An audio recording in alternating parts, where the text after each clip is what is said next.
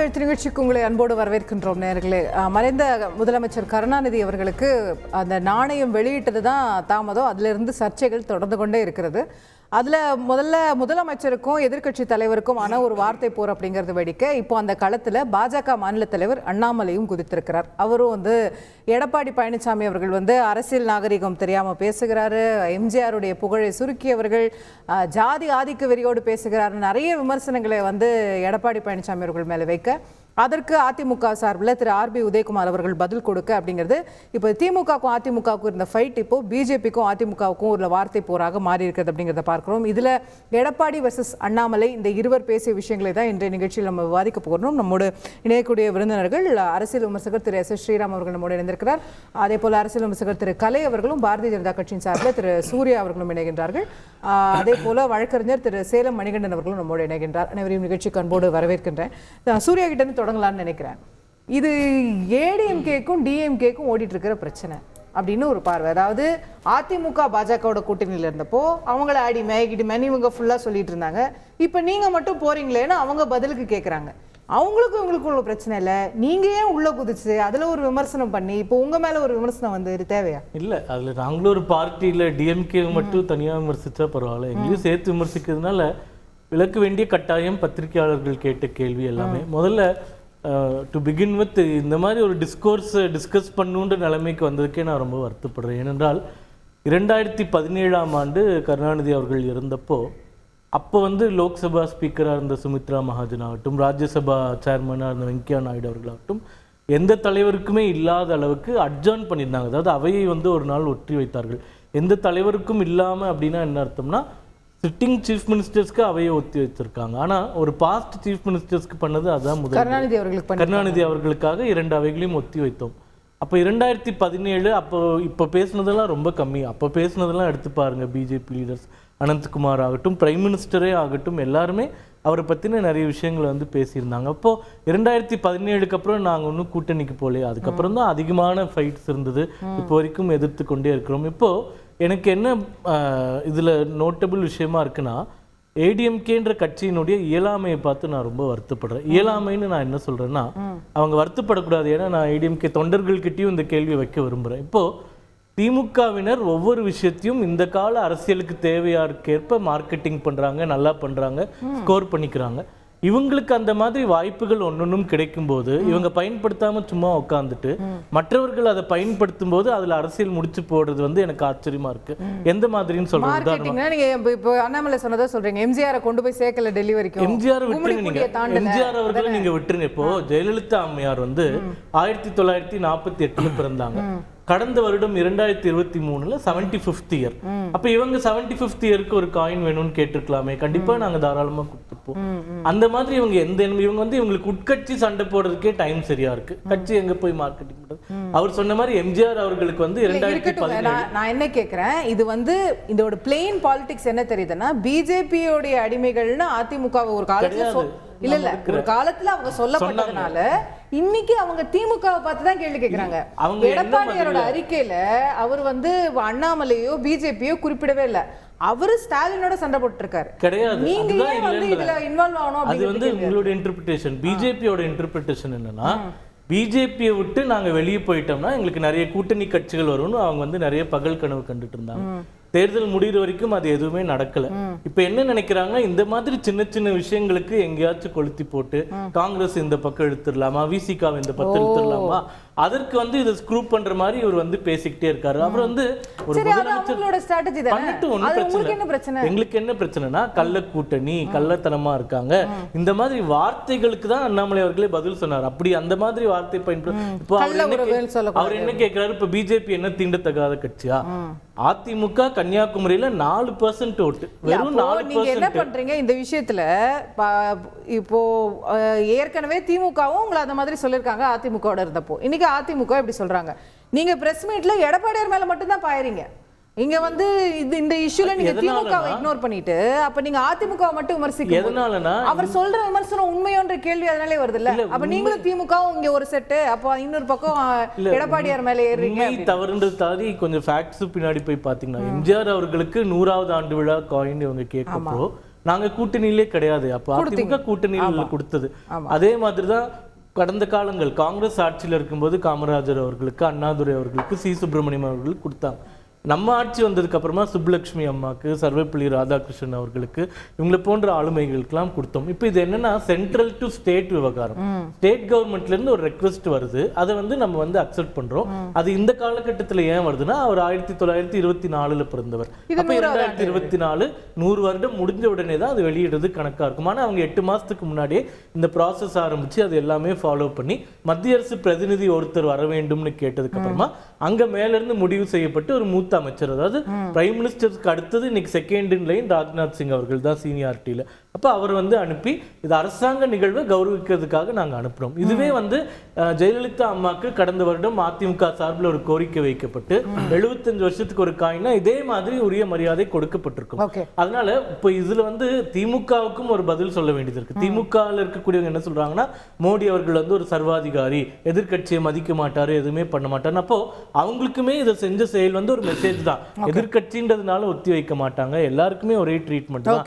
சரத் பவார் அவர்களுக்கு பத்மவிபூஷன் எதிர்கட்சியா இருந்தாலும் அவருக்கு தகுதி இருக்குன்னா கொடுக்கக்கூடிய கட்சி தான். ஹேமந்த் சோரன் சிறையிலிருந்து வெளியே 5 நாட்கள்ல முதலமைச்சர் அப்பாயின்மெண்ட் கேட்டாலும் கொடுக்கக்கூடியவர் தான். ஒரு மிகப்பெரிய ஜனநாயகவாதி மோடி அவர்கள் அப்படின்றது 2 பேருக்குமே மெசேஜ். திமுகவுக்கும் மெசேஜ், அதிமுகவுக்கும் மெசேஜ். இந்த நிகழ்ச்சி மூலமா நாங்க கொடுத்துருக்கோம். இரண்டாவது, அதிமுக மாதிரி நாங்க யாரையும் கூட்டணிக்கு அழைக்கல, சொந்த கால்ல நின்று கட்சியை வளர்த்து ஆட்சிக்கு பிடிக்கணும்னு நினைக்கிறோம்.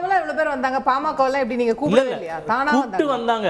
அவங்க எப்படி தூபம் போடுறாங்கன்னு பாருங்க. காங்கிரஸ் கிட்ட நீங்க அங்க இருக்காதீங்க, இங்க வாங்க, நிறைய சீட்டு தரோம். அவங்க பிஜேபி கூட சேர்ந்துட்டாங்க, மதச்சார்பின்மை வந்துருச்சு இப்படின்ற மாதிரி இவ்ளோ டாக்டிக்ஸ், இவ்ளோ அப்பட்டமா இவங்க வெளிப்படுத்துறது எனக்கு ஆச்சரியமா இருக்கு. ஏன்னா மக்கள் முட்டாள் கிடையாது, எல்லாமே பார்த்துட்டு தான் இருக்காங்க.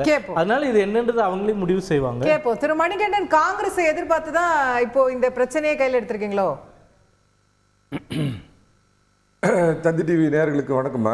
வணக்கம் சார். நம்ம ப்ரோக்ராமுக்கு வர்றதுக்கு ஒரு மணி நேரத்துக்கு முன்னாடி தான் அவங்க புதிய சேனல் தந்தி 1 பார்த்துக்கிட்டு இருந்தோம்மா. நல்ல 2 பாட்டு அடுத்தடுத்து போட்டிங்க.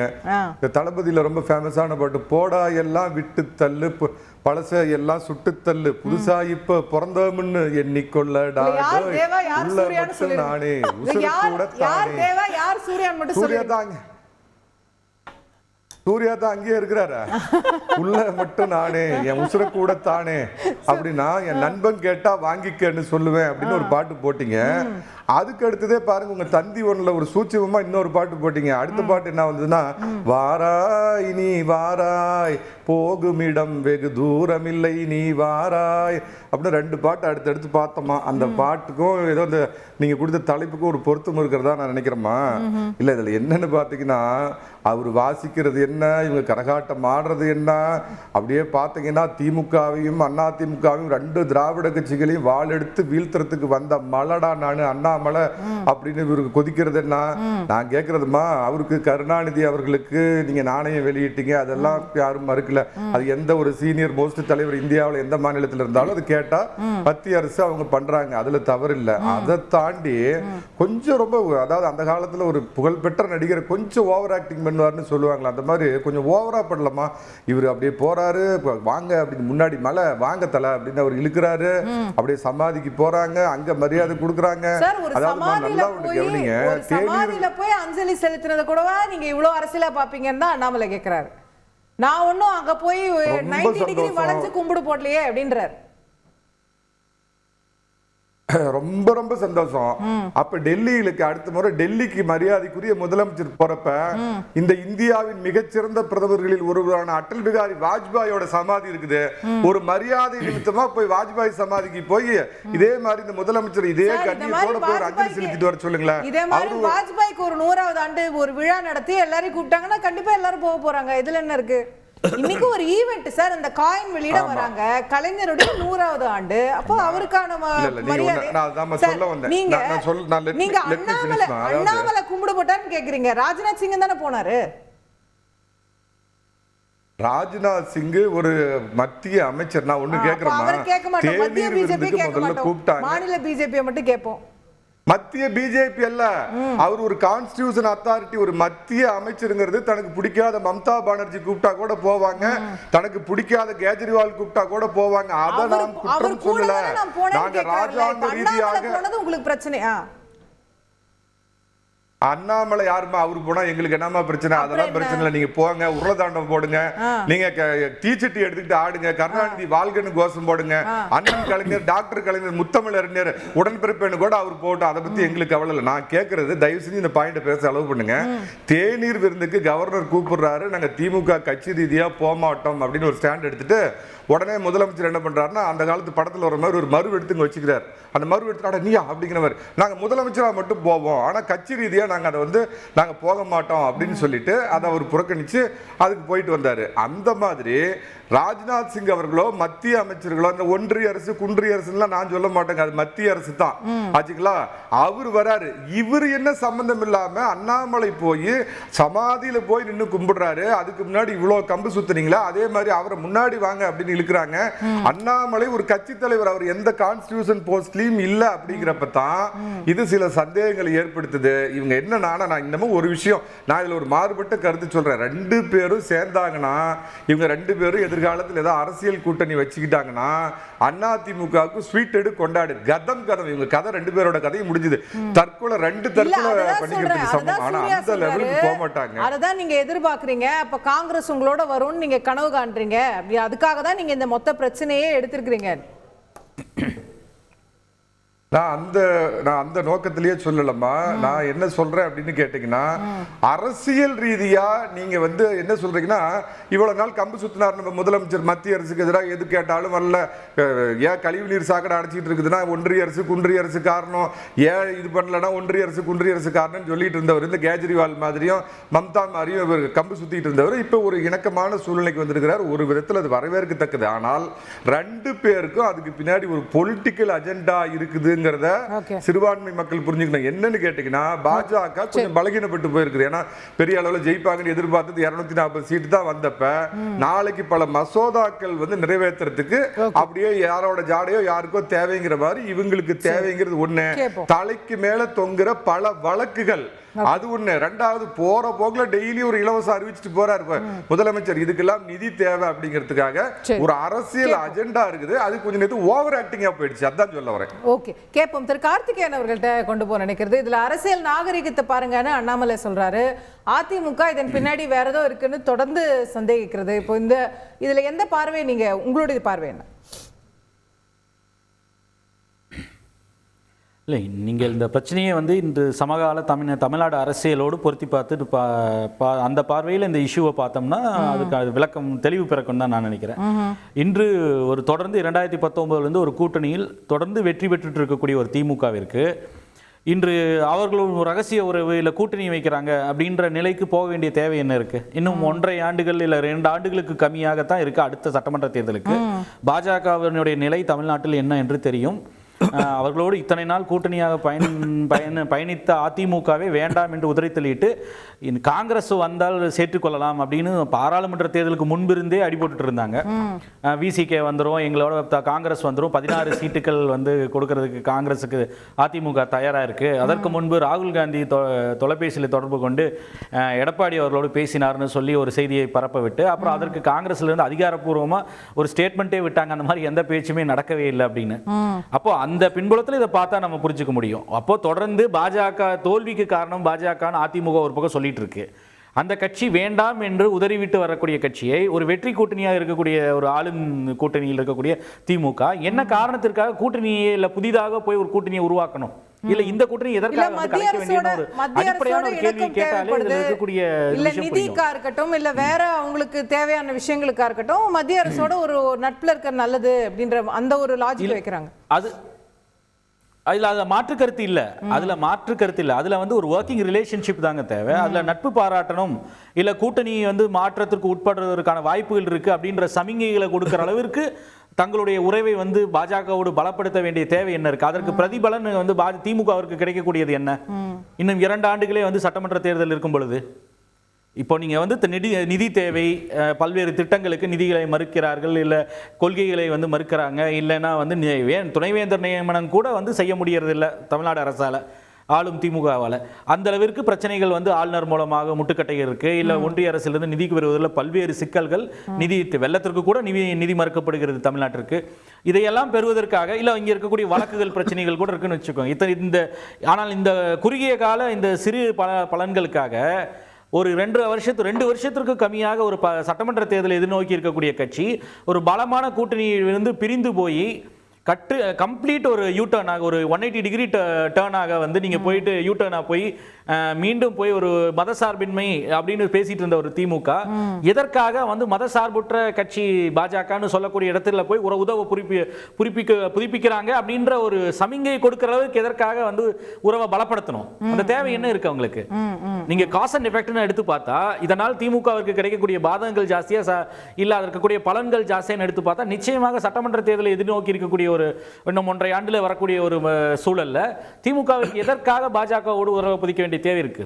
ஒர்க்கிங் ரிலேஷன்ஷிப் வச்சுக்கிறாங்க. நீங்கள் அவர் சொன்னது போல ராஜ்பவனுக்கு வந்து தேநீர் விருந்துக்கு போவதாகட்டும், இல்ல அவர்கள் அங்கிருந்து வந்து இன்ஃபேக்ட் ஸ்டாலின் அவர்கள், முதலமைச்சர் திரு ஸ்டாலின் வந்து அவர் பேச்சிலே வெளிப்படையாகவே சொன்னாரு, நாங்க வந்து அவரை வந்து சமாதிக்கு வந்து கலைஞர் மெமோரியலுக்கு வந்து வர வேண்டும் என்று அழைக்கவே இல்லை, அவராக போக வேண்டும் என்று விருப்பப்பட்டார், அழைத்து சென்றோம். ரெண்டாவது, எங்கள் கூட்டணி கட்சிகள் திமுக காரர்கள் பேசுவதை விட கலைஞரை பற்றி மிகவும் புகழ்ந்து பேசியது எனக்கு அன்று இரவு வந்து மகிழ்ச்சியால தூக்கமே வரல என்ற வார்த்தையை சொன்னார் இல்லையா? அப்போ அவர்கள் கோரிக்கையே வராம வந்து கோரிக்கை வைக்காமல் பாஜக சார்பாக ராஜ்நாத் சிங்கே போகணும்னு விரும்புறார். ஒருவேளை பாஜகவிற்கு அந்த ஆர்வம் இருக்கலாம். நாளை ஒருவேளை ஒரு அரசியல் சிக்கல் ஏற்பட்டால், ஏன்னா வந்து ஒரு ரொம்ப ஒரு ஸ்லெண்டர் மெஜாரிட்டியில தான் வந்து கூட்டணியில நடந்துட்டு திமுக திமுகவிற்கு அதற்கான தேவை என்ன இருக்கு? பாஜகவிற்கு திமுகவின் தேவை வந்து எழுது பாராளுமன்றத்தில் தேவைப்படுது, ராஜ்யசபாவிலையும். இப்ப ராஜ்யசபாவிலையும் அவங்க மைனாரிட்டி, ரெடியூஸ் டு மைனாரிட்டி. அதனால் நிச்சயமாக ஒரு மசோதாவோ எல்லாவற்றையும் மணிபில்லாக பாஸ் பண்ணது கூட சென்ற பாராளுமன்றம் போல இந்த 17வது பாராளுமன்றம் போல இந்த லோக்சபால பண்ண முடியாது. ஏன்னா கூட்டணி கட்சியோட அனுசரணை தேவை. அந்த காரணத்திற்காகத்தானே இன்னைக்கு வந்து நீங்க ஒரு இந்த லேட்டரல் என்ட்ரின்ற ஒரு இஷ்யூ கூட்டணி கட்சிகளுடைய நிர்பந்தத்தால தானே பின்வாங்கப்படுது. அரசால் ஒரு கொள்கையாக வெடுக்கப்பட்டு லேட்டரல் என்ட்ரின் திட்டத்தில் வந்து அண்டர் செக்ரட்டரி, ஜாயிண்ட் செக்ரட்டரி நியமனம் அறிவிக்கப்பட்டு ஒரு அறிவிக்கை வெளியிடப்பட்டு கூட்டணி கட்சிகள் எதிர்ப்புல வந்து அது பின்வாங்கப்படுகிறது. அதற்கு 1000 காரணம் சொல்லப்படலாம். அப்ப அந்த நிலையில வந்து ஒரு ரெக்ரூட்மெண்ட் விஷயத்துல இப்படி இருக்கும் பொழுது நாளைக்கு பெரிய ரிஃபார்ம்ஸ், யூனிஃபார்ம் சிவில் கோடை பத்தி பேசுறாங்க, இல்ல பல்வேறு மாற்றங்களை கொண்டு வரணும்னு முனைக்கும் பொழுது அந்த முனைப்பு காட்டக்கூடிய பாஜகவிற்கு நிச்சயமாக தேவை எழுந்தால் திமுகவை கூட அணுகலாம் என்ற எண்ணம் பாஜகவிற்கு இருக்கலாம். நான் அது உறுதியாக சொல்லல, நிச்சயமாக அவர்களுக்கு எண்ணிக்கை தேவை. ஏன்னா நிதிஷ்குமாரும் சந்திரபாபு நாயுடும் சேர்ந்து 28 சீட்டுகள் தான் அவர்கள் கான்ட்ரிபியூட் பண்றாங்க. ஆனா திமுக தனித்தே வந்து 22 சீட்டுகளை வைத்திருக்கக்கூடிய கட்சி. ஆனால் அந்த எண்ணிக்கையில் இருக்கிறனால மட்டுமே பாஜகவுக்கு ஆதரவுனால ஏற்படக்கூடிய பாதகங்கள் வந்து திமுகவிற்கு ஜாஸ்தி. அதனால நிச்சயமாக இது அரசியல் ரீதியாக ஒரு கணக்கு போட வேண்டிய தேவையில்லை. திமுகவின் பார்வையில் அவர்களுக்கு அந்த தேவை இல்லவில்லை. பாஜகவிற்கு சில எண்ணிக்கையில் சில நிர்பந்தங்கள் இருக்கு பாராளுமன்றத்தில். கேப்போம். திரு மணிகண்டன் சுருக்கமான குறுக்கீடு நான் மற்ற 2 பேர்ட்டு போகணும், அவங்க பேசவே இல்லை. ஒன்றும் இல்லைம்மா, பாஜகவோட பதவிக்காக வந்து சமரசம் பண்ணிட்டு போகாத புனிதர்கள் இல்லை திமுக. 1992 பாபர் மசூதி இடிக்கப்பட்டதுக்கு அப்புறம் 99, 98 அம்மா அவர்கள் வாஜ்பாய் அரசாங்கத்தை கமுத்தப்ப வாய்ப்பு கிடைச்ச உடனே போய் ஒட்டிக்கிட்டு 4.5 வருஷம் பதவி சுகத்தை அனுபவிச்சுட்டு குஜராத் கலவரம் நடந்தப்பையும் இல்ல நீங்க என்ன சொல்றீங்க? தமிழ்நாட்டுல பிஜேபி ஒரு நெகட்டிவ் ஃபோர்ஸ், அவங்க கூட சேர்ந்தா ஜெயிக்க முடியாதுன்னா நாங்க விட்டுட்டு வந்தோம் அப்படிங்கிறீங்க. அப்போ ஆல்ரெடி நல்ல வலுவான கூட்டணி வச்சிருக்கக்கூடிய திமுக அதெல்லாம் விட்டுட்டு பிஜேபி கிட்ட போவாங்களா? லாஜிக் இருக்கான்னு கேக்குறாரு. ஏமா சிறை செல்ல காத்து இருக்கும், வரிசையா காத்துட்டு இருக்கிற அமைச்சர்கள், சிறையில் இருக்கிற அமைச்சர் 4500 கோடி ரூபாய் மணல் கொள்ள சொந்த ஆட்சி மீதையே குற்றம் சொன்ன அமைச்சர், இந்த மாதிரி 1008 பிரச்சனை வெளியே தெரிஞ்ச பிரச்சனைகள் இருக்குது. இந்த பிரச்சனைகள்லாம் இன்னைக்கு மத்திய அரசோட இது இருந்தா ஏதாவது சுமூகமா தீர்த்துக்கலாங்கிறதுக்காக போறாங்க. திமுக அம்மா ஒண்ணு தெரிஞ்சுக்க, தன்னுடைய பதவிக்காகவும் இன்னைக்கு வந்து ஒரு கலைஞர் கமெமரேட்டிவ் காயின் ரிலீஸ் பண்ணி தான் கேட்கணும். நான் முடிச்சிடுறேன் கார்த்திகேயன், கொஞ்சம் பொறுமையா இருக்கு, நான் முடிச்ச அப்புறம் பேசுங்க. இந்திரா காந்தியை வந்து கல்ல விட்டு அடிச்சிங்க, எல்லாம் பண்ணீங்க, சர்க்காரியா கமிஷன் தலைக்கு மேல இருக்குதுன்னு உடனே நேருவின் மகளே வருக, நிலையான ஆட்சி தருகன்னு பல்ட்டி அடிச்சவங்க தானே நீங்க. அதனால திமுக பதவிக்காகவும் தன்னை காப்பாத்திக்கிறதுக்கு எந்த லெவலுக்கு வேணாலும் போவாங்க. பாகிஸ்தான்ல இருக்கிற முஸ்லீம் லீக்கோட கூட கூட்டணி வைப்பாங்க. அவங்களுக்கு கொள்கையும் கிடையாது, ஒண்ணும் கிடையாது. ஓகே திரு கார்த்திகேயன், சுருக்கமான மற்றவங்கிட்ட போகணும். இல்லை, அவர் வந்து பழைய கதையிலேயே பேசுகிறார். இப்போ இதே உதாரணத்தை மேற்கோள் காட்டி அம்மையார் ஜெயலலிதா 2014 சொன்னது வந்து, இனிமேல் வாழ்க்கையில் ஒரு தவறு செய்து விட்டேன், பாஜகவோடு கூட்டணி இல்லைன்னு சொல்லி ரொம்ப ரீசெண்ட் எக்ஸாம்பிள்னு அதுதான். 2014 சொன்னாங்க. 2019 கூட்டணியை வந்து புதுப்பிச்சது வந்து என்ன நடந்தது, இந்த கட்சி எதனால உடைஞ்சு போச்சு, யாரை உடைத்தார்கள் என்பது எல்லாருமே நல்லா தெரியும். ஓபிஎஸ் வந்து ஒப்புதல் வாக்குமூலமே கொடுத்தாரு. அப்ப அந்த உதாரணத்தை வந்து மேற்கோள் காமிச்சா வந்து ஒப்புக்கொள்வாரா? இப்ப சமகால அரசியல்ல என்ன சூழல் இருக்குன்ற அடிப்படையில் தானே பேச வேண்டிய தேவை இருக்கு. Okay let's move on. திரு ஸ்ரீராம் அவர் ஒரு முக்கியமான பாயிண்ட் ரேஸ் பண்ணாரு. பிஜேபிக்கு ஒருவேளை தேவை இருக்கலாம் திமுகவோட இணக்கமா போகணும்னு. உங்களுக்கு ராஜ்யசபால கோஆபரேஷன் தேவைப்படுது, மசோதாக்கள்ல கோஆபரேஷன் தேவைப்படுது. அப்ப நீங்க ஒருவேளை விரும்புறீங்க, திமுக விரும்புதோ இல்லையோ அப்படின்னு? இல்லை, அது வந்து இது முதல்ல இருந்து அப்படி தானே சொல்லிட்டு இருக்காங்க. நாயுடு வரமாட்டாருன்னாங்க, இவர் ஓடி போயிடுவாருன்னாங்க. ஒரு பேக்கப் இருக்கிறது நல்லது தானே. அவங்க ரெண்டு பேருக்கும் ரொம்ப நல்லா தெரியும். 22 கட்சி ஒட்ட வச்ச ஃபுட்பாலை நம்பி போக முடியாது. ஒத்த கட்சி பாஜக 240 MP வைத்தால் தான் நம்ம மாநிலத்தில் நிம்மதியா இருக்க முடியும்ன்றது அவங்க ரெண்டு பேருக்கும் ரொம்ப நல்லா தெரியும். இந்த மாதிரி சொல்லியே அவர்களை இல்ல இந்த மாதிரி சொல்லியே அவர்களை பிரிப்பதற்கு பல பேர் ட்ரை பண்றாங்க. ஆட்சியில் இருக்கக்கூடிய கட்சி 2 கோலிஷன் பார்ட்னர்ஸ் இருக்காங்க, அவங்க நல்லவங்கனே வச்சுக்கிட்டாலும் பேக்கப்க்கு இன்னும் 2 கட்சி சப்போர்ட்டுக்கு இருக்கிறது நல்லது அப்படின்னு நீங்க நினைக்கிறீங்க அப்படின்றாரு. மத்திய அரசுக்கு அந்த விருப்பம் இருப்பது அப்படிங்கிறது அவருடைய பார்வைங்க. எனக்கு வந்து அது வந்து ரொம்ப டெஸ்பரேட் மூவ்லாம் நான் பார்க்கவே இல்லை. இப்போ இவர் இதுல பாயிண்ட் என்னன்னா கள்ள ஒருவன் சொல்றது. முதலமைச்சர் சொல்றாரு, நான் எதிர்பார்க்காத அளவுக்கு ராஜ்நாத் சிங் கலைஞரை புகழ்ந்து பேசுறாரு, நாங்க கூப்பிடவே இல்லை, சமாதிக்கு போறாருன்னு. அப்போ அதெல்லாம் ஒரு சிக்னல்ஸ் தானே அப்படின்னு நினைக்கலாம் நீங்க. அதை வந்து நீங்க சொல்ற மாதிரி எல்லா பார்ட்டியும் அமுக்குது நசுக்குதுன்னு சொல்ற பாரதிய ஜனதா எதிர் சித்தாந்தத்தை வைத்து கட்சி தலைவரை கூட மதிக்கிறான்றது ஏன் நீங்க அப்படி நீங்க பார்க்க மாட்டேங்கிறீங்க? அப்படி இதை நீங்க பார்க்கணும்னு தான் நான் பார்க்கிறேன். இப்போ இதுல பாயிண்ட் என்ன, நீங்க வந்து கள்ள உறவுன்னு சொல்றீங்க, அது எப்படி அந்த வார்த்தையை யூஸ் பண்றீங்க? ஜாதி ஆதிக்க வெறின்னு நிச்சயமாக. ஏன்னா பாஜக இதுல நீங்க வந்து பாஜகவோட கூட்டணி இருக்கீங்கன்னு சொன்னதுக்கும் ஜாதி ஆதிக்க வெறிக்கும் என்ன? ஏன்னா அன்டச்சபிலிட்டி கள்ள உறவு எதுக்காக அந்த வார்த்தை சொல்லல. அதுக்கு மீனிங் என்ன? அன்டச்சபிள்னு எடப்பாடியார் எங்க சொன்னாரு? அதுக்கு மீனிங் என்ன? கள்ள உறவு யாரோட வெச்சுக்கணும்? ஏன் அந்த வார்த்தை எதுக்காக வருது? கொஞ்சம் இருங்க, நான் சொல்லிட்டேன். இத்தனை நாளா திமுக இதே வார்த்தையை பயன்படுத்தியது. நீங்க திமுகவை பார்த்து ஜாதி ஆதிக்க வெறின்னு சொன்னீங்களா? அதே எடப்பாடியார். ஆனா நீங்க சொல்றது பாஜகவை, நீங்க வேற யார்கிட்ட சொல்லுங்க. பாஜகவை பார்த்து சொல்றபோது அது கொஞ்சம் இருங்க, அது அந்த கட்சி கேட்க பார்த்து இந்த மாதிரி பாயல, அது அந்த கட்சி இந்த மாதிரி கேட்க தான் கேட்கும். மூணு முறையா நாட்டு ஆள்ற கட்சிங்க. பாஜக அந்த பாஜகவால் தாங்க நீங்க முன்னாள் முதலமைச்சர். இன்னைக்கு அந்த பாஜகவால் தான் நீங்க முன்னாள் முதலமைச்சர் மறந்துடாதீங்க. உலகத்துக்கு தெரியும். உங்களை எம்எல்ஏ மட்டும் உங்களை எலெக்ட் பண்ணல, என்ன ஆச்சுன்றது உலகத்துக்கு தெரியும். அதை நீங்க இப்போ வந்து அழகா கேட்கலாம். அது வந்து மக்களுக்கு தெரியும். இல்ல அதெல்லாம் மக்களுக்கு தெரியும். அதனால அந்த இடத்தை விட்டுருவோம். நான் என்ன கேக்குறேன், நான் என்ன கேக்குறேன், உங்க கள்ள உறவுக்கு 2 எக்ஸாம்பிள் தரேன். செங்கோட்டையன் அசெம்பிளியில முதலமைச்சரை பாராட்டுறாரு. இந்த அரசாங்கம் அருமையா வேலை செயல்படுதுன்னு சொன்னாரா இல்லையா? அது 2023 கொளத்தூர்ல போய் ஸ்டாலின் அதை கோடிட்டு காட்டினாரா இல்லையா? எங்களை எதிர்க்கட்சி எம்எல்ஏவே எங்களை பாராட்டுகிறான்னு சொன்னாரா இல்லையா? சில்லூர் ராஜு மதுரையில வந்து பேன் இந்தியா கபடி போட்டி நடக்கும் போது ஒரு இளைஞர் ஒரு அருமையாக உதயநிதியை புகழ்ந்தாரா இல்லையா? இது எந்த உறவுன்னு நான் சொல்லலாமா? இதை அசிங்கப்படுத்தலாமா? இதை கொச்சப்படுத்தலாமா? அந்த செல்லூர் ராஜு அன்னைக்கு என்ன சொல்றாரு, இதை நீங்க அரசியலா பார்க்காதீங்க, இது ஒரு காம்ப்ளிமெண்டா பாருங்க. ஏன் இங்க வந்து இப்ப நீங்க வேற மாதிரி பாக்குறீங்க?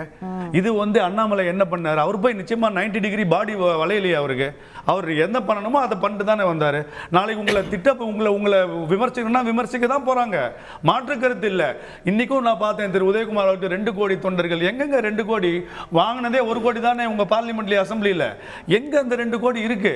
உங்களுக்கு நிச்சயமாக திராணி இல்லை. எப்படி நீங்க சூர்யா அவர்கள் சொன்ன மாதிரி எதை எப்படி ஹேண்டில் பண்ணணும்னு தெரியாம எங்கேயாவது பாஞ்சு எதையாவது பண்ணலான்னு பாக்குறீங்களே தவிர அதுல ஒரு டீசன்சி இல்லைன்றதுல மாற்றுக்கிறது இல்லை. இதை வந்து ஒரு நீங்க ஒரு ஃபார்மர் சீஃப் மினிஸ்டருக்கு நடந்த ஒரு ஃபங்க்ஷனா பாருங்க.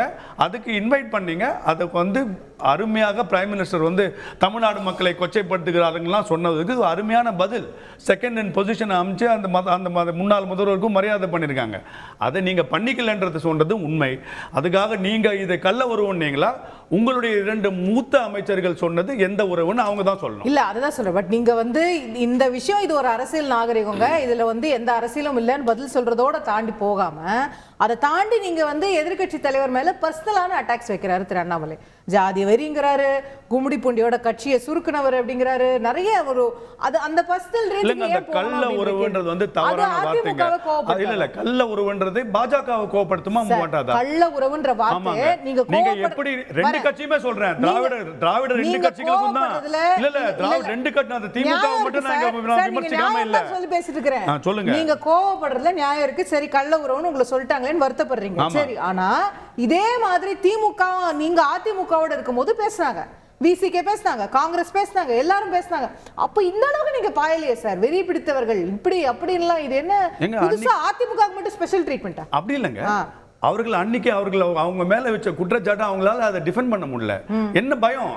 ஆமா, நான் பிஜேபியோட நாங்க கூட்டணியில் இருக்கோம், அதுல என்ன பயம்? அது நாங்க ஒன்றும் பேண்ட் கட்சி இல்லையே, பிஜேபி ஒன்றும் பேண்ட் பார்ட்டி இல்லையே. பதில் சொல்லுமா? அப்போ இப்போ இன்னைக்கே நீங்களே பதில் சொல்றீங்க. நான் கிளாரிஃபை பண்ண வேண்டியது நிச்சயமான கடமை. பாஜக நீங்க திருப்பி ரெண்டு பேரும் கல்லடிச்சீங்கன்னா அன்னைக்கு அவங்க பண்ண வேண்டிய நெசசிட்டி இல்லங்க. அன்னைக்கு எதுக்கு அதிமுக போய் நம்ம வக்காலத்து வாங்கணும்? they can defend themselves.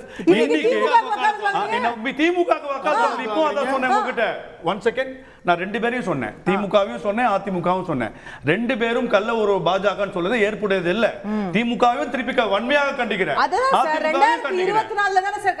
திமுக 8 வருஷமா சொல்லிட்டு இருக்காங்க. என்னங்க திமுக அதிமுக பத்தி சொன்னாங்கங்க அன்னைக்கு? எனக்கு தேவையில்லை. திமுக பத்தி தான் சொன்னாங்க. இன்னைக்கு அதிமுக சொல்லும்போது பாஜகவை திருப்பி ரெண்டு பேரும் சொன்னால் ரெண்டு பேரும் ஏற்புடையது அல்ல.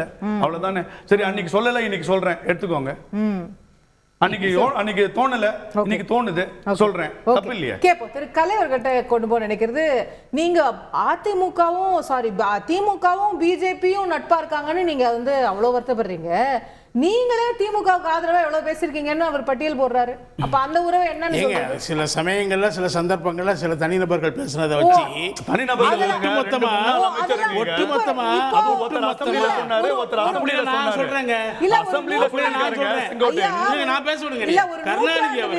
ஒரு நூற்றாண்டு வெளியிடுறது ஒரு ஈவென்ட். கருணாநிதி அவர்கள் அசெம்பிளில ஃப்ளோர் ஆஃப் த ஹவுஸ்ல செங்கோட்டையன் சொல்றாரு, ஆஹா இந்த ஆட்சியை போல் நான் பார்த்தது இல்லைன்னு. அது உங்களுக்கு தப்பா தெரியல? தப்புதான், அது அவர் சொன்னது தப்பு.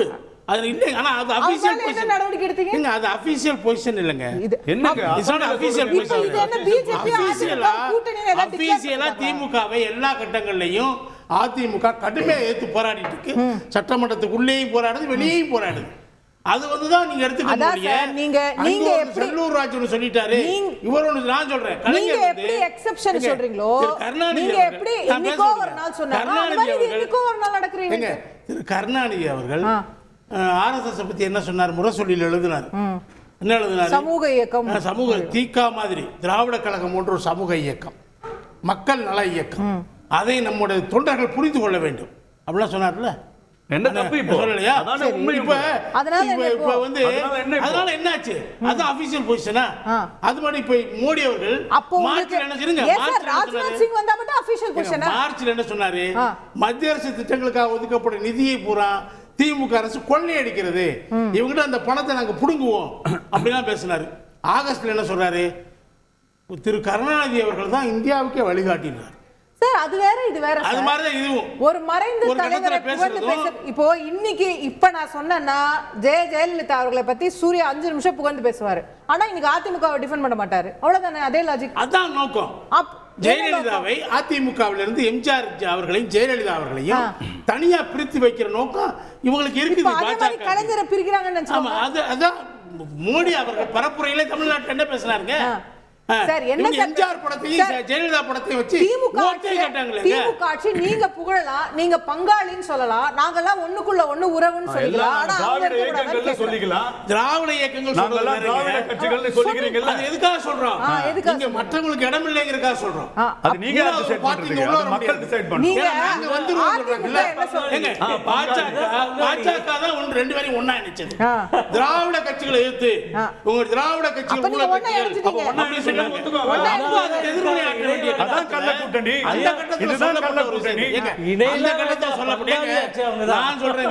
எப்ப கூட்டணி வருதுங்க? சந்தேகம் எப்ப வருது? அதிமுக கூட்டணி விட்டு வெளியே வந்தாச்சு, பாஜக கூட்டணி வேணாம் சொல்லி. அதிமுக கூவி எல்லாரையும் கூப்பிடுறாங்கன்னு இவர் சொல்றாரு. ஆக்சுவலா பாஜக என்ன சொன்னாங்க? அதிமுக கதவுகளை மட்டுமல்ல ஜன்னல்களையும் திறந்து வச்சிருக்கோம் சொன்னாங்க. எல்லாரையும் இவங்க தான் எல்லாத்தையும் அதிமுக மட்டும் இல்ல, அனைவரையும் தான் ஐயா, சொல்லிருக்காங்க. அந்த ஜன்னல் வழியா கூட்டணி எல்லா கூட்டணி கட்சி அங்க போயிட்டாங்க அங்க உங்க போயிட்டாங்க. ஆளுங்கெல்லாம் அங்க போயிட்டாங்க. ஆமா. ஆ, போட்டோம் என்ன? போனவங்க போறாங்க. இவங்க ஜன்னலை திறந்து வச்சு வாவான்னு கூப்பிடுறாங்களே. அந்த மாதிரி அதிமுக யாரையும் கூப்பிடல. நீங்க காங்கிரஸோட தனியா பேசினாங்க, ராகுல் காந்தியோட பேசுனதா பொய் செய்தியை பரப்புனாங்க. அதெல்லாம் எதுவுமே இல்லைங்க. அவங்க இந்த கூட்டணி உடைஞ்சா சில பேர் இந்த பக்கம் வருவாங்கன்னு சொல்றாங்க. நியாயமான பேச்சு அது. அது மட்டும் நீங்க என்ன சொல்றேன்னா, நான் 2 வருஷமா சொல்லிட்டு இருக்கீங்க, பாஜகவுக்கும் திமுகவுக்கும் இந்த விஷயத்துல அதிமுக பின்னுக்கு தள்ளுவதில் நிச்சயமா அந்த புள்ளியில் 2 பேர் இணைந்திருக்கிறார்கள். ஓகே, எங்களுக்குள்ளதான் போட்டிங்கிறாங்க. திமுக என்ன சொல்லுது, எங்களுக்குள்ளதான் அந்த தத்துவார்த்த ரீதியான போட்டிங்கிறாங்க. பாஜக களத்துல நாங்க தான் இருக்கிறோம், அதிமுக இல்லைங்கிறாங்க. என்ன நீங்க இருக்கீங்கன்னு காட்டுங்க சார். இது காட்டிட்டு தான் இருக்கிறாங்க. அவங்க காட்டிட்டு தான் இருக்கிறாங்க. ஏங்க கள்ளக்குறிச்சி போராட்டம் யாருங்க இந்த அரசாங்கத்தை நடுங்க வச்சது? யாருங்க? பாஜக நடத்தின அந்த ஒரு நாள் போராட்டமா? அது நடக்க கூட இல்லை. அது கடைசியா தமிழகம் முழுக்க நடத்தினாங்க. போதை கலாச்சாரத்துக்கு எதிராக நடத்துனது யாருங்க? தமிழகம் முழுக்க போராட்டத்தை எடுத்து நடத்து. தமிழகம் முழுக்க எடுத்துட்டு போக முடிஞ்ச கட்சி அதிமுகவும் திமுகவும் தாங்க. இவங்களால தமிழகத்துக்கு இப்ப நீங்க திமுக சேர்த்துக்கிறீங்க பாருங்க. உங்க நண்பரை விடாம சேர்த்துக்கிறீங்க பாருங்க. திமுக பங்காளி கட்சி எப்படி நான் உண்மையை சொல்றேங்க. நண்பர்கள் பங்காளி எல்லாம் கிடையாதுங்க. உண்மை அதுதான். பாஜகவால அதெல்லாம் செய்ய முடியாது. அண்ணாமலை சவுடால் பேசலாம், நாங்க தான் எதிர்க்கட்சி, நாங்க தான் போராடுறோம். உண்மை. எங்க போராடுறீங்க? 13 இடங்கள் நீங்க எங்க போராடுறீங்க? நாங்க 11 இடத்துல 3 இடத்துக்கு அதிமுக போச்சுங்க. நீங்க எத்தனை இடத்துல 3 இடத்துக்கு போனீங்க? மீதி அத்தனை இடத்துல நீங்க 3 இடத்துக்கு போனீங்க. நாங்க 2 இடத்துக்கு வருவோம் சொன்னீங்களா? என்ன சொன்னீங்க? நாங்க 2 இடத்துக்கு வருவோம் சொன்னீங்க. மெயினா சந்தேகம் எங்க வருதுங்க? பாஜக சிம்பிள் மெஜாரிட்டி கிடைக்காதனால அவங்க ஒரு கூட்டணி ஆட்சி நிற்கிறாங்க. அவங்களுக்கு இந்த ஒரு 2 பேரை நம்பி மட்டுமே காலம் தள்ளுவதற்கு அவங்களுக்கு கஷ்டம் இருக்குது. இன்னொரு பக்கம் ராஜ்யசபால அவங்க மசோதாக்கள் பாஸ் பண்றதுக்கு ஆதரவு தேவைப்படுது.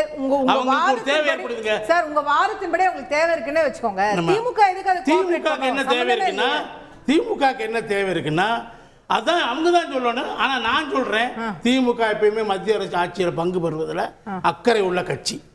நீங்க 17 நான் சொல்றேங்க, ஆல்ரெடி ஸ்ட்ராங்கான ஒரு அலையன்ஸ் ஆண்டுகள் அதெல்லாம் விடுங்க.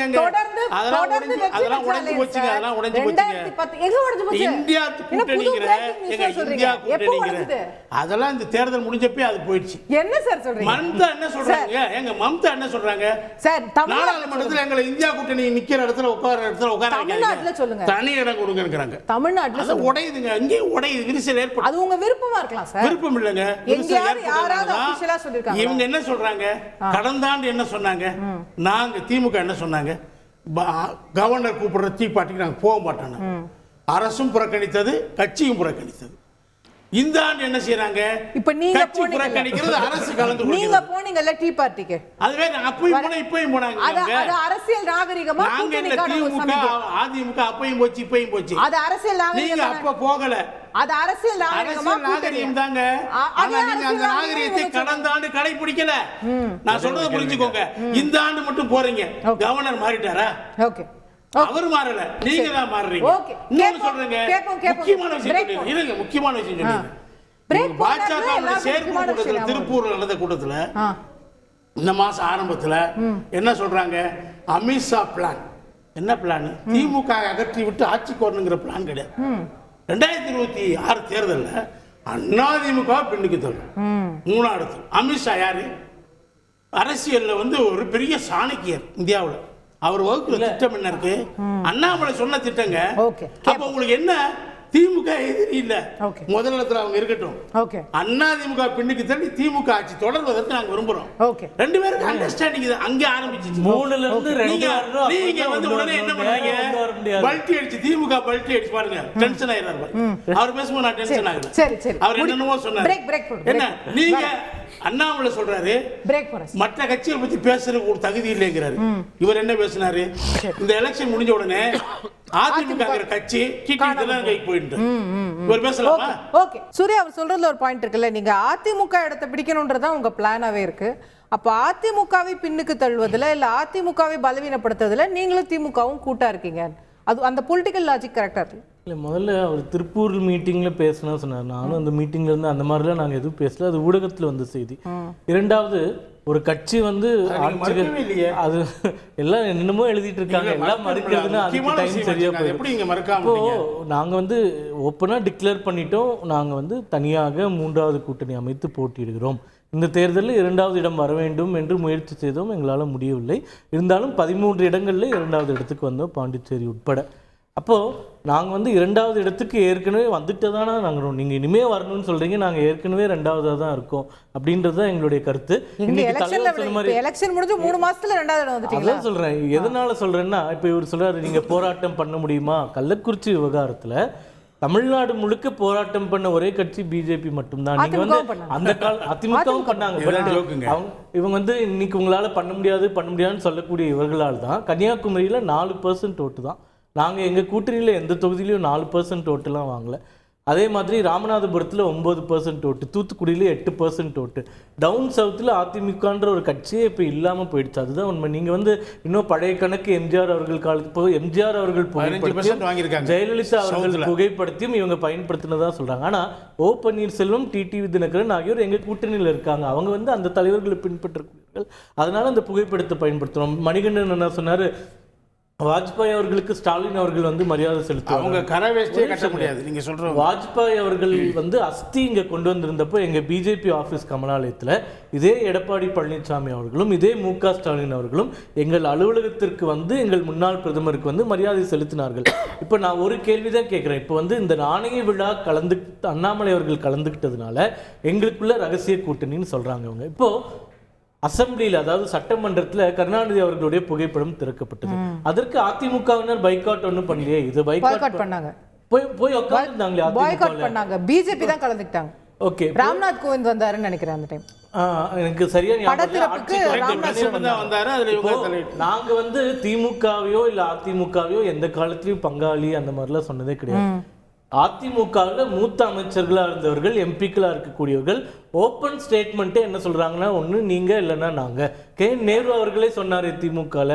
அப்போ இவங்க 2 பேரும் தான் அண்டர்ஸ்டாண்டிங்கில் இருக்காங்கன்றது மக்கள் இப்போ புரிஞ்சுக்கிட்டாங்க. அதனால தான் 3வதாக ஒரு அணின்னு போகும்போது 18% வாக்குகளை கொடுத்திருக்கிறார்கள். 2014 வாங்கினோம்னா அது வேற சூழ்நிலையில். இப்போ ஒரு மிகப்பெரிய ஒரு ஆன்டி மோடி வேவ் அப்படின்னு சொல்லக்கூடிய ஒரு விஷயத்தை கடந்து வந்து இந்த 3 வருடத்தில் மீண்டும் அண்ணாமலை அவர்கள் வந்த உடனே கூட்டணி கட்டமைக்கப்பட்டு மீண்டும் 18% வாக்குகள் வாங்கி இருக்கிறோம் என்றால் இவர்கள் இருவரை தாண்டி மக்கள் சிந்திக்க ஆரம்பித்திருக்கிறார்கள் என்பதுதான் அர்த்தம். அதை முன்னெடுத்து செல்வதுதான் எங்களுடைய வேலை. இவங்க 2 பேருமே வேண்டாம், நாங்கள் ஒரு மாற்று ஆட்சியை கொடுக்கிறோம்ன்றது எங்களுடைய கேம்பெயின். நாங்கள் ஓப்பனாகவே டிக்ளேர் பண்ணிட்டோமே, 2026ல் 3வது அணியோட நாங்கள் சந்திக்க போறோம், இன்னும் எங்க வலிமையை பலப்படுத்த போறோம் அப்படின்னு தான் டிக்ளேர் பண்ணிக்குமே தவிர இவங்கள மாதிரி எந்த கூட்டணியிலிருந்து யாரை பிரித்து எங்க கூப்பிட்டு வந்து ஆட்சி அமைக்கலாம் அப்படின்ற பகல் கனவுல நாங்க இல்லை அப்படின்றது மீண்டும் அழுத்தமா சொல்றோம். ஓகே, கேட்போம். திரு மணிகண்டன் அதுல அவர் கேட்கிறாருல, இப்போ இதே கருணாநிதி அவர்களுக்கான படத்திறப்பு அசம்பிளியில் நடக்கும்போது ராம்நாத் கோவிந்தே வராரு, பிஜேபி தலைவர்கள் கலந்துக்கிறாங்க, நயினார் நாகேந்திரன் கலந்துக்கிறாரு, இதே அண்ணாமலை கலந்துக்கிறாரு 2021ல். அப்போ உங்களுக்கு இதெல்லாம் வந்து கள்ள கூட்டணியா தெரியல? அன்னைக்கு நீங்க இதை பத்தி எல்லாம் பேசவே இல்லை, இன்னைக்கு திடீர்னு என்ன?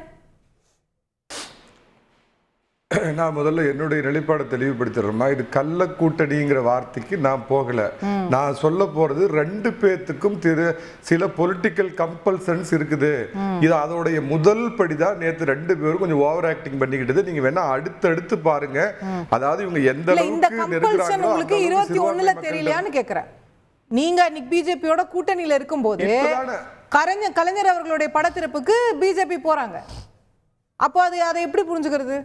இல்லைம்மா, நான் அதான் சொல்கிறேன். அன்னைக்கு மன்னிக்கணும், அன்னைக்கு பிஜேபி வந்து வலிமையான தனி பெரும் கட்சியாக இருந்தது. பட் இன்னைக்கு அவங்களுக்கு கொஞ்சம் ஷார்ட் ஃபால் வந்திருக்குங்கிறது அவங்க பக்கம் இருக்கிற வீக்னஸ், இவங்க பக்கம் இருக்கிற வீக்னஸ் நான் ஏற்கனவே சொன்னேன்.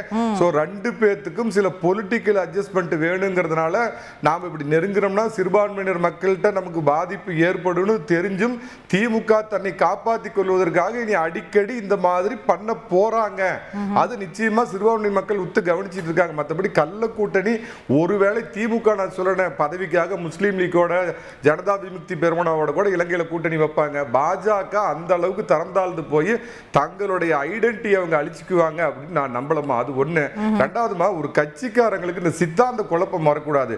திமுகவை முரட்டுத்தனமாக எதிர்ப்பதற்காக தோற்றுவிக்கப்பட்ட கட்சி தான் அனைத்து இந்திய அண்ணா திராவிட முன்னேற்ற கழகம் அப்படிங்கிற தேசியத்தை உள்ளடக்கிய கட்சியை ஒழிய பங்காளி கிடையாதுமா. அது யார் சொல்லியிருந்தாலும் இரண்டாம் நிலை தலைவர்கள் சொன்னா அது தவறுமா.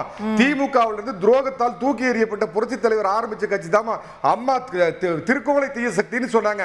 அப்படிப்பட்ட கருணாநிதியும் கருணாநிதி குடும்பத்துக்கிட்ட இருக்கிற திமுகவும் எப்படிமா அதிமுக பங்காளி ஆக முடியும்? இது அதிமுக இரண்டாம் கட்ட தலைவர்கள் பேசுறது துரதிர்ஷ்டமானது. முதல் எதிரி வந்து திமுக தான். அதிமுகவுக்கு முற்று முதல் எதிரி திமுக.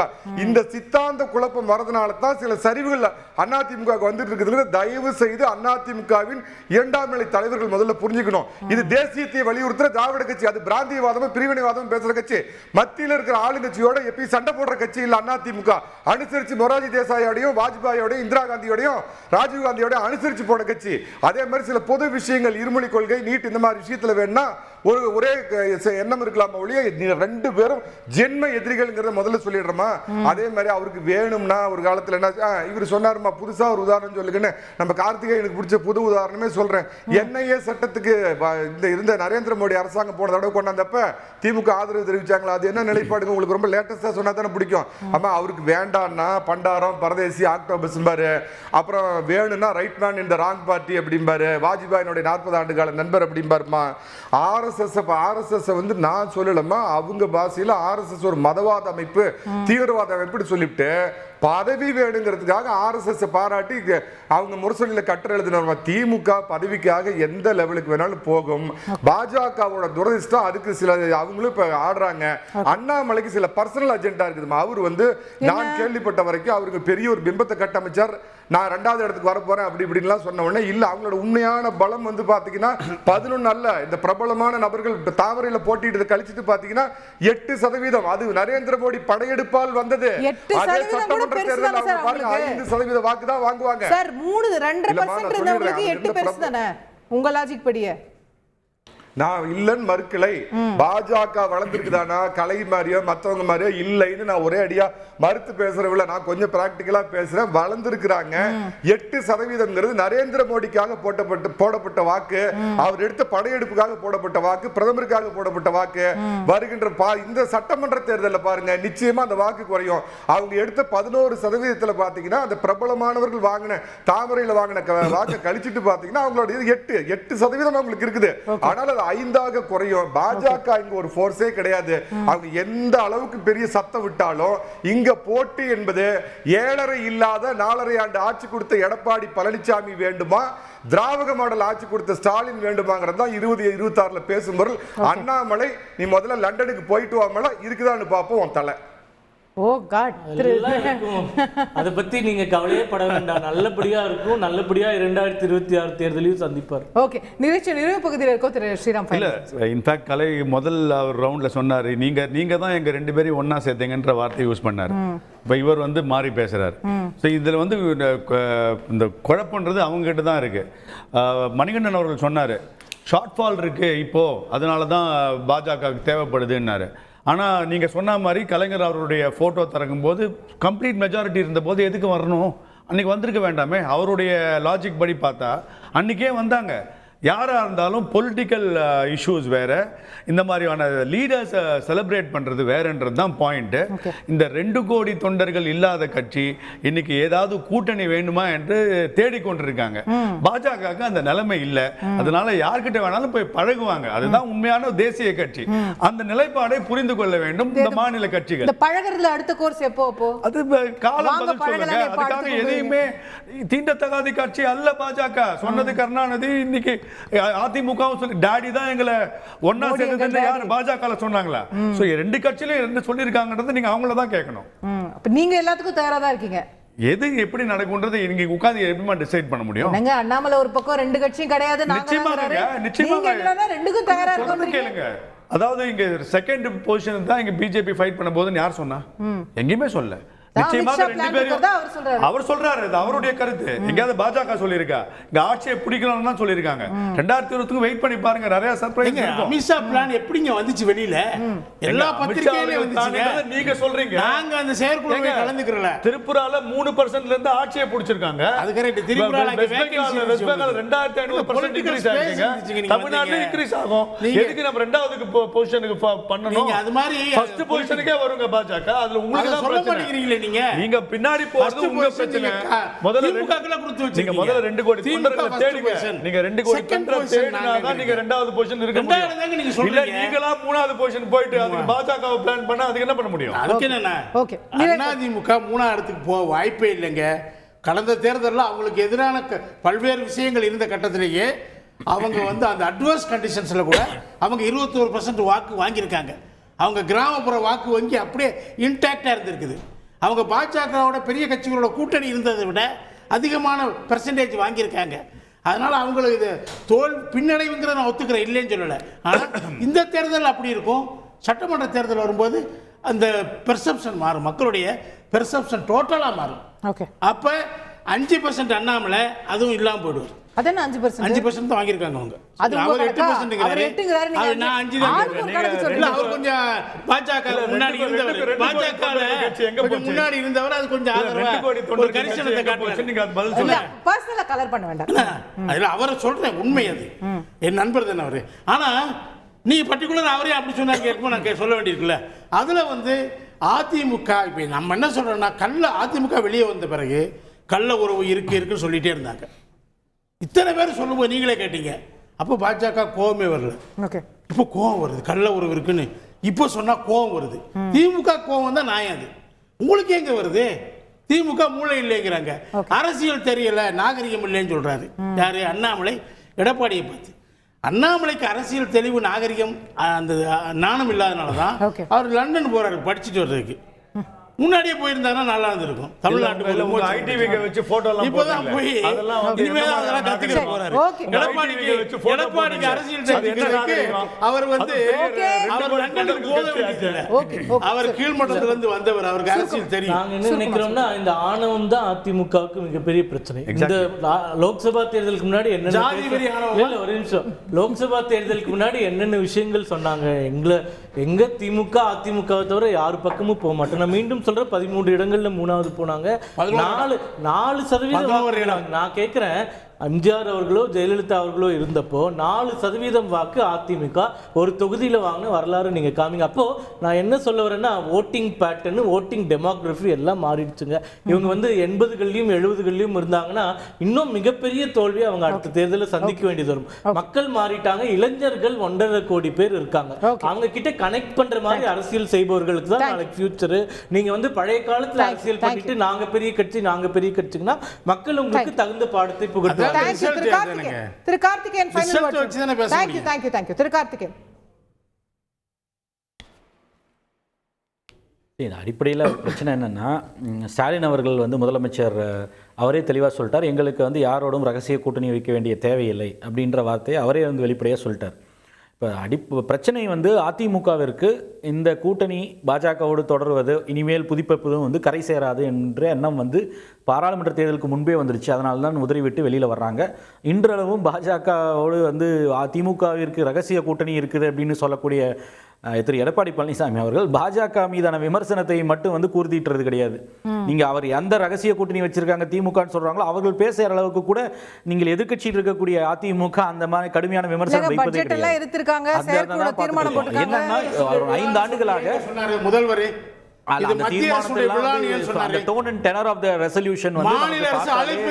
நமக்கு புரியும். அதே மாதிரி நீங்களும் அமைதியா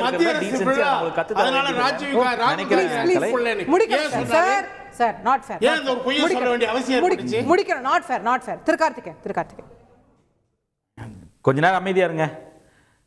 இதுல என்னன்னா, ஒரு 5 ஆண்டுகள் வந்து அந்த கூட்டணியில இருந்து அதனோட பிரச்சனைகளை பெரிதும் அதுல இருந்து ரெக்கவர் ஆகவே இல்லை. அந்த பாதிப்புல இருந்து அதிமுகன்ற கட்சி, நீங்க இப்ப கூட மணிகண்டன் பேசும்பொழுது பாஜக வந்து தங்களை பாதுகாத்துக்கணும், அவங்க வந்து திமுகவோடு இது போன்ற கூட்டணி என்ற பேச்சுக்களுக்கு இடம் கொடுத்து அவர்களுக்கு பாதிப்பு வந்துடக்கூடாதுன்னு அவர் பாஜக மீது இருக்கக்கூடிய அவருடைய பாசம் புரிந்து கொள்ள முடிகிறது.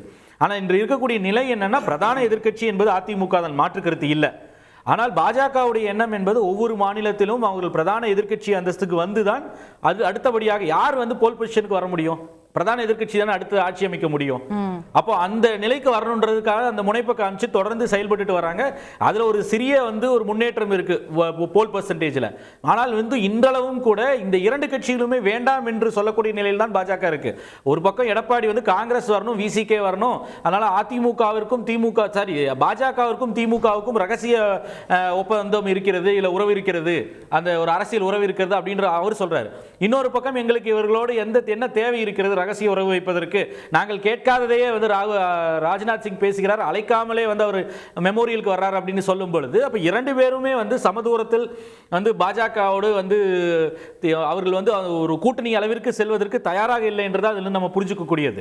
சட்டமன்ற தேர்தல் அவர் ஒரு விஷயத்தில் அவரோட நான் உடன்படுறேன். சட்டமன்ற தேர்தல் என்று வரும்பொழுது 2024 திமுக வர்சஸ் அதிமுக தான் இன்றைய நிலை. இன்றளவில் அதுதான் நிலை, அதுல மாற்று கருத்து இல்ல. ஒரு சக்தியாக உருவெடுக்கிறதுக்கு பாஜக முயற்சி செய்கிறதே ஒழிய இன்றைய அளவில் அது பத்தாது, ஒரு பெரிய அளவிற்கு வெற்றி எல்லாம் ஈட்டி தராது என்பதுதான் கல யதார்த்தம். ஆனால் எப்படியாவது பாஜகவை திமுக பக்கம் தள்ளிவிட வேண்டும் என்று இபிஎஸ் முனைப்பு காட்டுகிறார். அதற்கு திமுக இணங்க போக வேண்டிய அவசியம் இல்லை.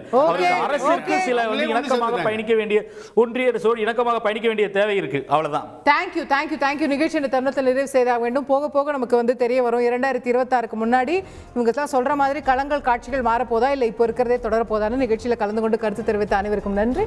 பார்த்த உங்களுக்கும் நன்றி நேயர்களே, வணக்கம்.